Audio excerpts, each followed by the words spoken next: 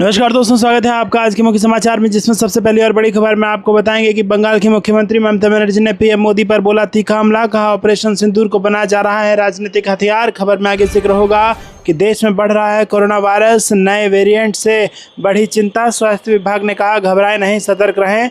खबर में आगे आपको बताएंगे कि राजनीतिक कूटनीतिक विफलता छिपाने के लिए सिंदूर को ढाल बनाना चाहती है सरकार। कांग्रेस का मोदी सरकार पर हमला। आगे आपको बताएंगे कि दुनिया की चौथी बड़ी इकोनॉमी के पीछे छिपी है स्याह सच्चाई। खड़गे बोले हर क्षेत्र को तबाह करने में जुटी है नकारा सरकार। और आगे आपको बताएंगे कि बिहार चुनाव को लेकर इंडिया ब्लॉक में सीट बंटवारे की तारीख फाइनल। लालू तेजस्वी तैयार, कांग्रेस दिल्ली से करेगी डील। दोस्तों, हर एक खबर की गहराई में आपको ले जाएंगे, लेकिन उससे पहले आपसे निवेदन की वीडियो कीजिए लाइक और चैनल को सब्सक्राइब करके बेल आइकन दबाकर कमेंट में लिखिए जय हिंद। रुक करते हैं सबसे पहली और बड़ी खबर की तरफ। ऑपरेशन सिंदूर को बनाया जा रहा राजनीतिक हथियार। सीएम ममता बनर्जी ने पीएम मोदी पर बोला तीखा हमला। जी दोस्तों, पश्चिम बंगाल की मुख्यमंत्री ममता बनर्जी ने केंद्र सरकार और प्रधानमंत्री मोदी पर बड़ा हमला बोला। ममता ने आरोप लगाया है कि ऑपरेशन सिंदूर के नाम का इस्तेमाल आगामी चुनावों में राजनीतिक लाभ उठाने के लिए किया जा रहा है। बृहस्पतिवार को एक प्रेस कॉन्फ्रेंस में ममता बनर्जी ने कहा कि यह अभियान आतंकवाद के खिलाफ था, लेकिन इसका नामकरण पूरी तरह से राजनीतिक एजेंडे से प्रेरित है।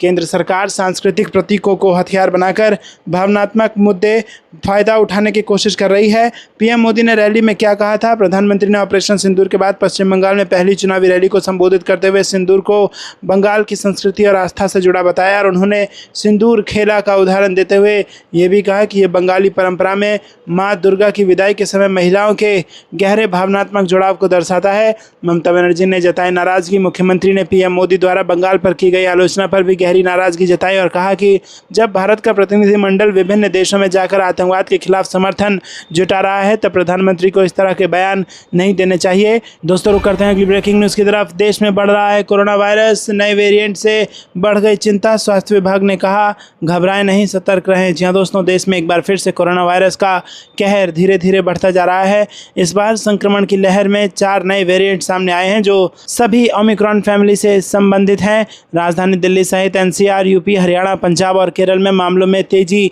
देखी जा रही है। गुरुवार सुबह तक देश के सक्रिय मामलों की संख्या 1200 के पार पहुंच चुकी है, जबकि संक्रमण के कारण अब तक 12 लोगों की मौत हो चुकी है। महाराष्ट्र, दिल्ली, राजस्थान और पश्चिम बंगाल समेत कई राज्यों में संक्रमण ने एक बार फिर रफ्तार पकड़ ली है। महाराष्ट्र में बीते 24 घंटे में 86 नए मामले सामने आए हैं और वहीं पश्चिम बंगाल में 5 नए संक्रमित मिले हैं।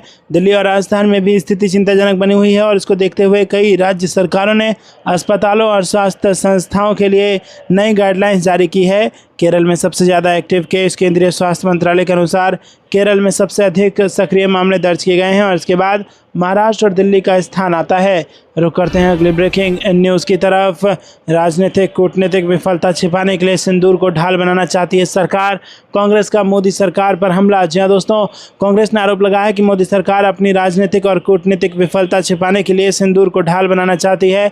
पार्टी प्रवक्ता रागिनी नायक ने कुछ खबरों का हवाला देते हुए ये दावा भी किया कि बीजेपी के लोग ऑपरेशन सिंदूर की पृष्ठभूमि में घर घर सिंदूर बांटने वाले हैं। वहीं दोस्तों, आपको बता दें कि रागिनी ने संवाददाताओं से कहा कि ये बेहद शर्म की बात है कि अपनी राजनीतिक और कूटनीतिक विफलताओं को छिपाने के लिए मोदी सरकार मांग के सिंदूर को ढाल बनाना चाहती है। सेना के पराक्रम और बहादुरी का श्रेय बटोरने के लिए मोदी सरकार और कितना नीचे गिरेगी। उन्होंने दावा किया कि जब देश के हर जिले, हर नुक्कड़ पर ऑपरेशन सिंदूर के बड़े बड़े पोस्टर लगाकर और सेना की वर्दी में स्वांग रचकर प्रधानमंत्री नरेंद्र मोदी का मन नहीं भरा, तो अब बीजेपी ने घोषणा की है कि वो घर घर जाकर सिंदूर बांटेगी। रुक करते हैं अगली ब्रेकिंग न्यूज़ की तरफ। दुनिया की चौथी बड़ी इकोनॉमी के पीछे छिपी है स्याह सच्चाई। खड़गे बोले हर क्षेत्र को तबाह करने में जुटी है नकारा सरकार। जी हाँ दोस्तों, केंद्र की मोदी सरकार भारत को दुनिया की चौथी सबसे बड़ी अर्थव्यवस्था बताकर बड़ी बड़ी बातें कर रही है। सवाल यह है कि सरकार के दावे में कितना दम और सच्चाई है।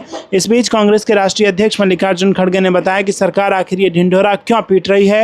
उन्होंने कहा कि अपनी नाकामियों को छिपाने के लिए सरकार ऐसा कर रही है। कांग्रेस अध्यक्ष खड़गे ने सोशल मीडिया प्लेटफॉर्म एक्स पर एक वीडियो शेयर करते हुए लिखा कि मोदी सरकार को अपनी घोर विफलताओं को छिपाने के लिए अर्थव्यवस्था पर झूठ फैलाने की आदत हो गई है।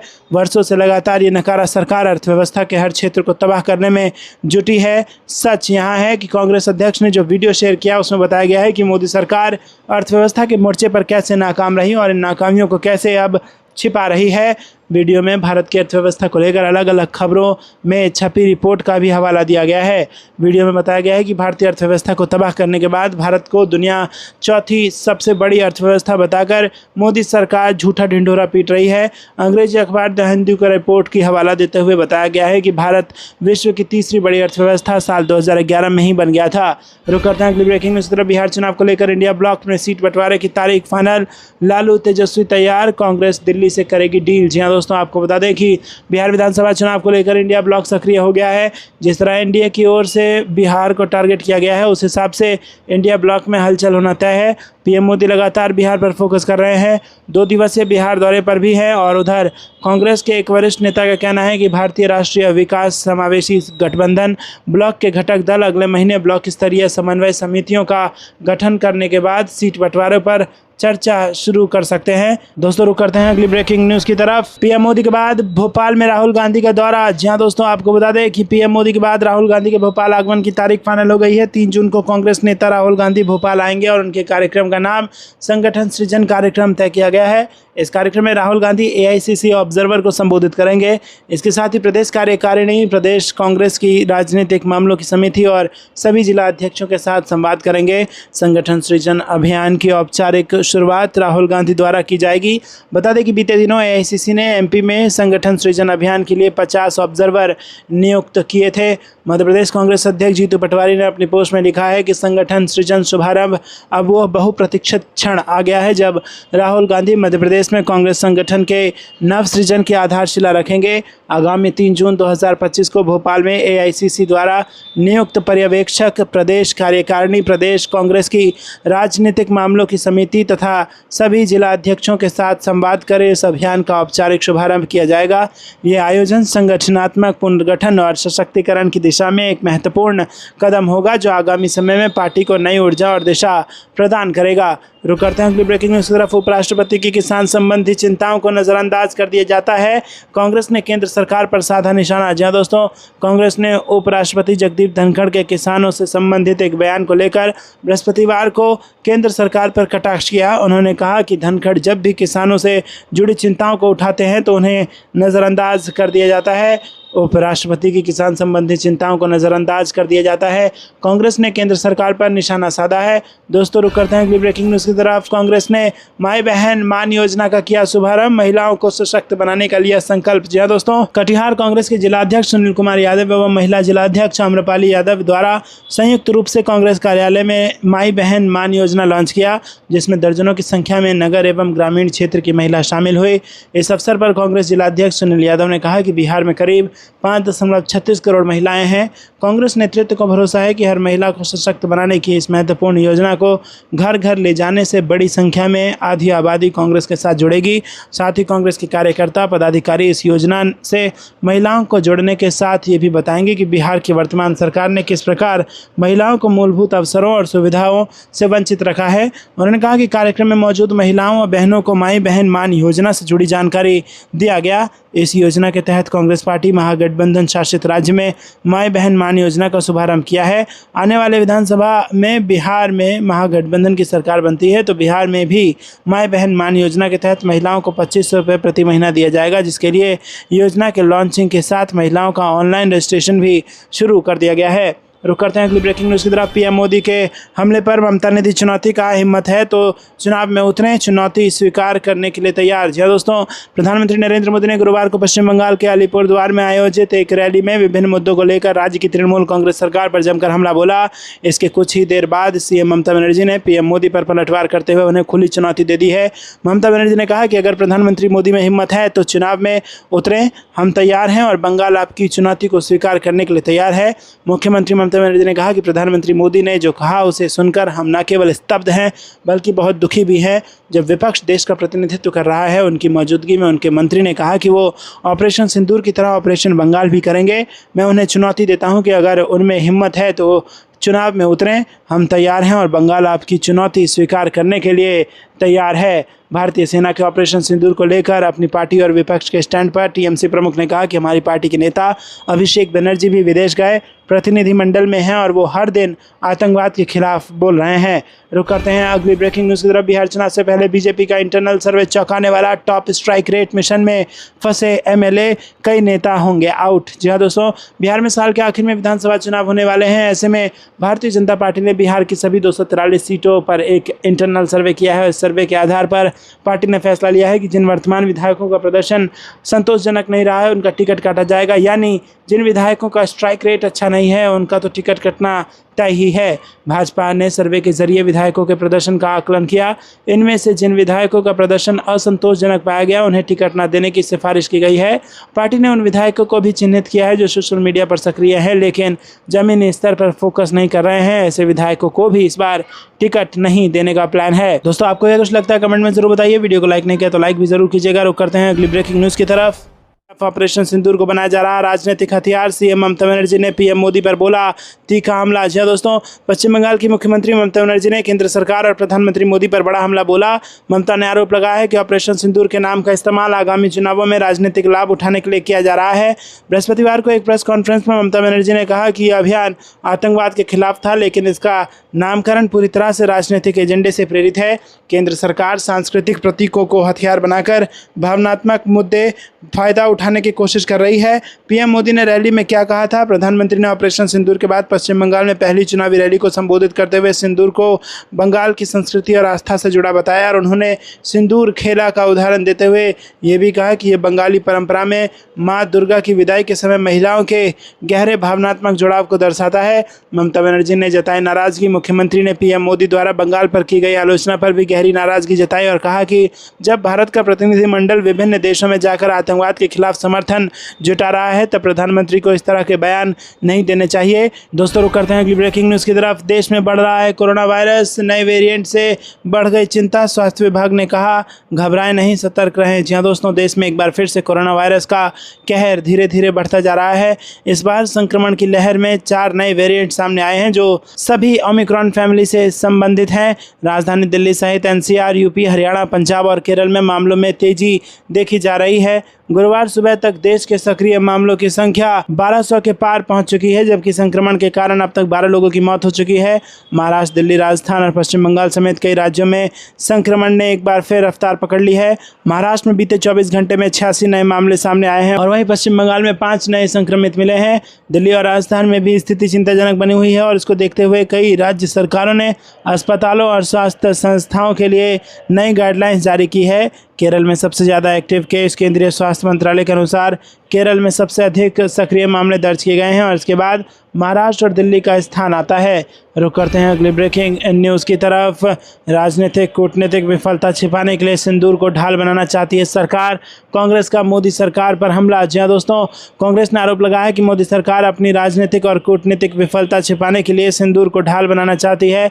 पार्टी प्रवक्ता रागिनी नायक ने कुछ खबरों का हवाला देते हुए ये दावा भी किया कि बीजेपी के लोग ऑपरेशन सिंदूर की पृष्ठभूमि में घर घर सिंदूर बांटने वाले हैं। वहीं दोस्तों, आपको बता दें कि रागिनी ने संवाददाताओं से कहा कि ये बेहद शर्म की बात है कि अपनी राजनीतिक और कूटनीतिक विफलताओं को छिपाने के लिए मोदी सरकार मांग के सिंदूर को ढाल बनाना चाहती है। सेना के पराक्रम और बहादुरी का श्रेय बटोरने के लिए मोदी सरकार और कितना नीचे गिरेगी। उन्होंने दावा किया कि जब देश के हर जिले, हर नुक्कड़ पर ऑपरेशन सिंदूर के बड़े बड़े पोस्टर लगाकर और सेना की वर्दी में स्वांग रचकर प्रधानमंत्री नरेंद्र मोदी का मन नहीं भरा तो अब बीजेपी ने घोषणा की है कि वो घर घर जाकर सिंदूर बांटेगी। रुक करते हैं अगली ब्रेकिंग न्यूज़ की तरफ। दुनिया की चौथी बड़ी इकोनॉमी के पीछे छिपी है स्याह सच्चाई, खड़गे बोले हर क्षेत्र को तबाह करने में जुटी है नकारा सरकार। जी हाँ दोस्तों, केंद्र की मोदी सरकार भारत को दुनिया की चौथी सबसे बड़ी अर्थव्यवस्था बताकर बड़ी बड़ी बातें कर रही है। सवाल यह है कि सरकार के दावे में कितना दम और सच्चाई है।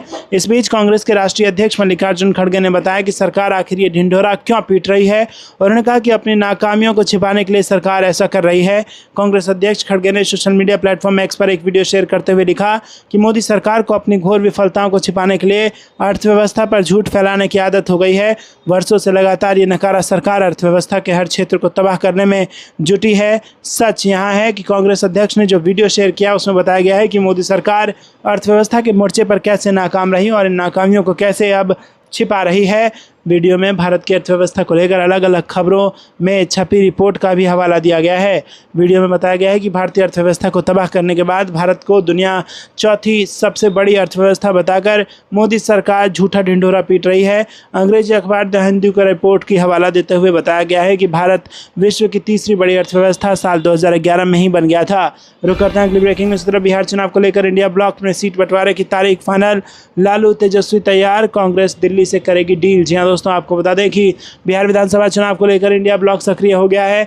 जिस तरह एनडीए की ओर से बिहार को टारगेट किया गया है उस हिसाब से इंडिया ब्लॉक में हलचल होना तय है। पीएम मोदी लगातार बिहार पर फोकस कर रहे हैं, 2 दिवसीय बिहार दौरे पर भी हैं और उधर कांग्रेस के एक वरिष्ठ नेता का कहना है कि भारतीय राष्ट्रीय विकास समावेशी गठबंधन ब्लॉक के घटक दल अगले महीने ब्लॉक स्तरीय समन्वय समितियों का गठन करने के बाद सीट बंटवारे पर चर्चा शुरू कर सकते हैं। दोस्तों रुक करते हैं अगली ब्रेकिंग न्यूज़ की तरफ। पीएम मोदी के बाद भोपाल में राहुल गांधी का दौरा। जी हाँ दोस्तों, आपको बता दें कि पीएम मोदी के बाद राहुल गांधी के भोपाल आगमन की तारीख फाइनल हो गई है। 3 जून को कांग्रेस नेता राहुल गांधी भोपाल आएंगे और उनके कार्यक्रम का नाम संगठन सृजन कार्यक्रम तय किया गया है। इस कार्यक्रम में राहुल गांधी एआईसीसी ऑब्जर्वर को संबोधित करेंगे।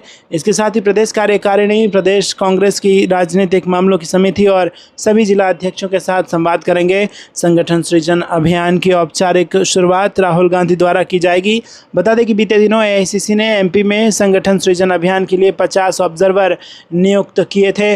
मध्य प्रदेश कांग्रेस अध्यक्ष जीतू पटवारी ने अपनी पोस्ट में लिखा है कि संगठन सृजन शुभारंभ अब वह बहुप्रतीक्षित क्षण आ गया है जब राहुल गांधी मध्य प्रदेश में कांग्रेस संगठन के नव सृजन की आधारशिला रखेंगे। आगामी 3 जून 2025 को भोपाल में एआईसीसी द्वारा नियुक्त पर्यवेक्षक, प्रदेश कार्यकारिणी, प्रदेश कांग्रेस की राजनीतिक मामलों की समिति तथा सभी जिला अध्यक्षों के साथ संवाद कर इस अभियान का औपचारिक शुभारंभ किया जाएगा। ये आयोजन संगठनात्मक पुनर्गठन और सशक्तिकरण की दिशा में एक महत्वपूर्ण कदम होगा जो आगामी समय में पार्टी को नई ऊर्जा और दिशा प्रदान करेगा। रुक करते हैं अगली ब्रेकिंग न्यूज़ की तरफ। उपराष्ट्रपति की किसान संबंधी चिंताओं को नज़रअंदाज कर दिया जाता है, कांग्रेस ने केंद्र सरकार पर साधा निशाना। जी दोस्तों, कांग्रेस ने उपराष्ट्रपति जगदीप धनखड़ के किसानों से संबंधित एक बयान को लेकर बृहस्पतिवार को केंद्र सरकार पर कटाक्ष किया। उन्होंने कहा कि धनखड़ जब भी किसानों से जुड़ी चिंताओं को उठाते हैं तो उन्हें नज़रअंदाज कर दिया जाता है। उपराष्ट्रपति की किसान संबंधी चिंताओं को नज़रअंदाज कर दिया जाता है।